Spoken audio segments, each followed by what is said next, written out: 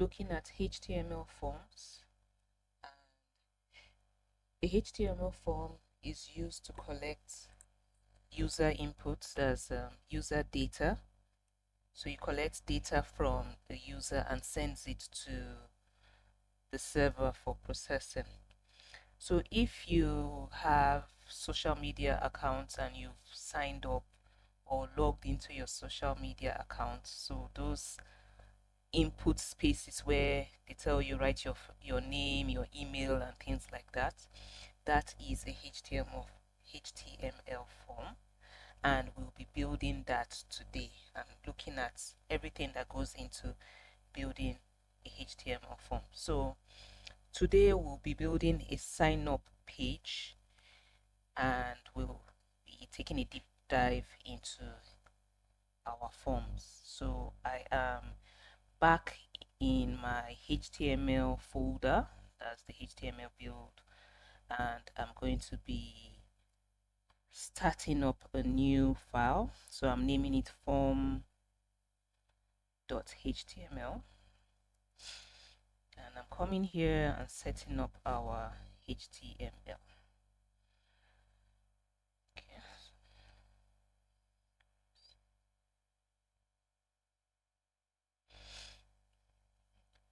So when starting your HTML, the first thing you will be looking at is a form tag. So a form tag is a container which holds your inputs. So I'm going to type form and this would give me the form tag. So this is my form tag here and all inputs will go in here.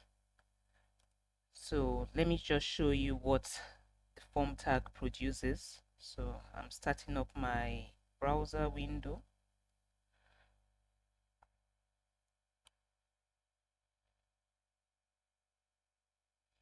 Just wait for it to start.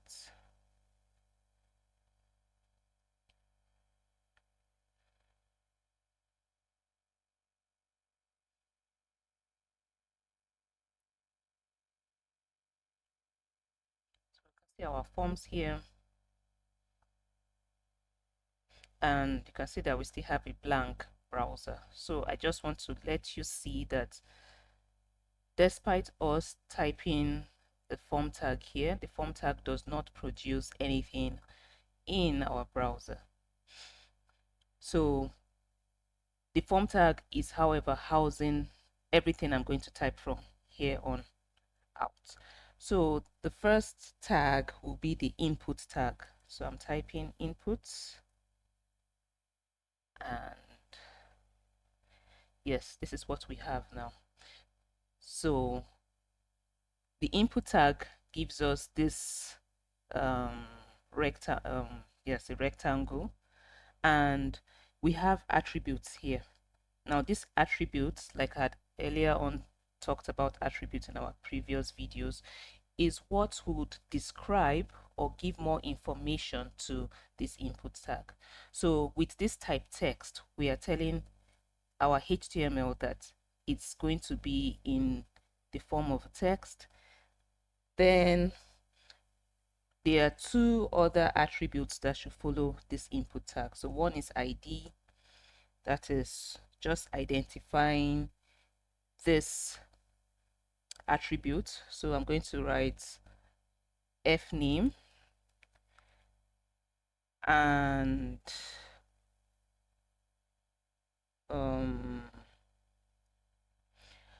then the second attribute is the name. Now whatever we type in here is also an identifier, but this will be sent to the server. Like it's a specific ID for the server. So I'm also going to type fname. Now all this, obviously you can see nothing is showing here. We still just have this rectangle. Then I'm going to type a label so that the user knows what to fill here when they come across this rectangle. So this is going to be a first name, I want the user to enter their first name.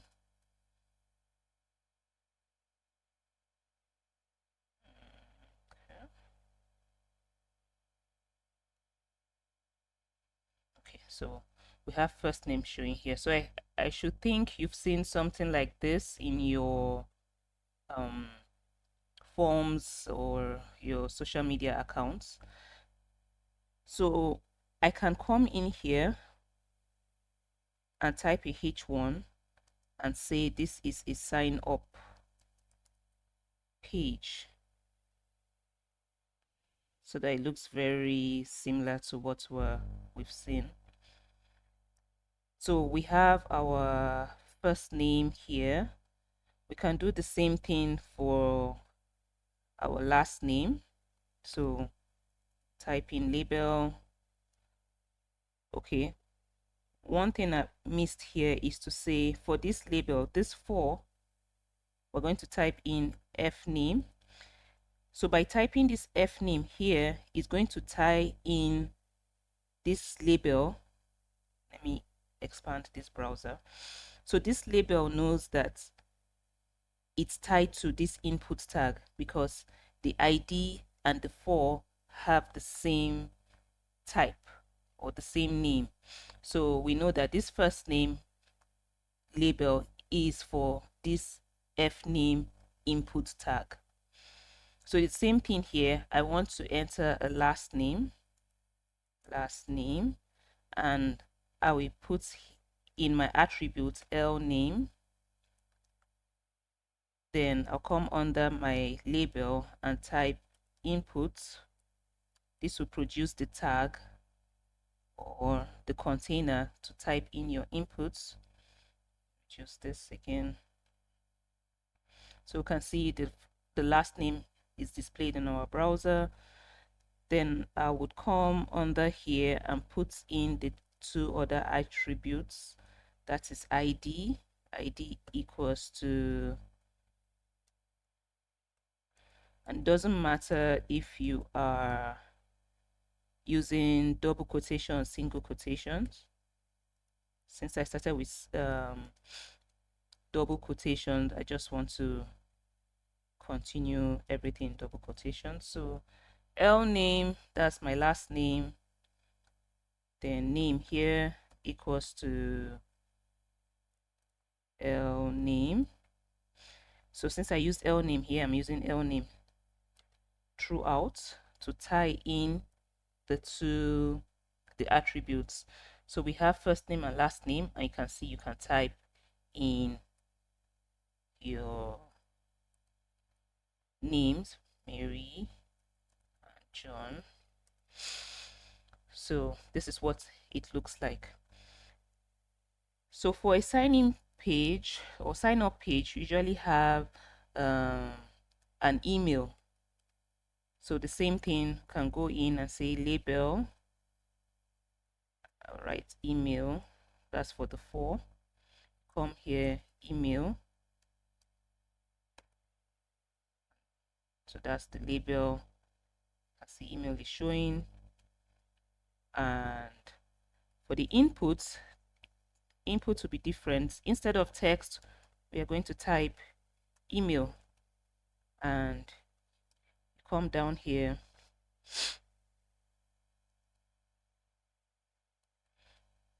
ID equals to email and name equals to email. So we have our email showing. So you can also type in email at email.com. Perfect. And sign up pages usually have passwords. So password is also different. You can type label for password. And password. Come in here to my inputs. So text it won't be text, it will be password for the type. And same thing here, ID equals to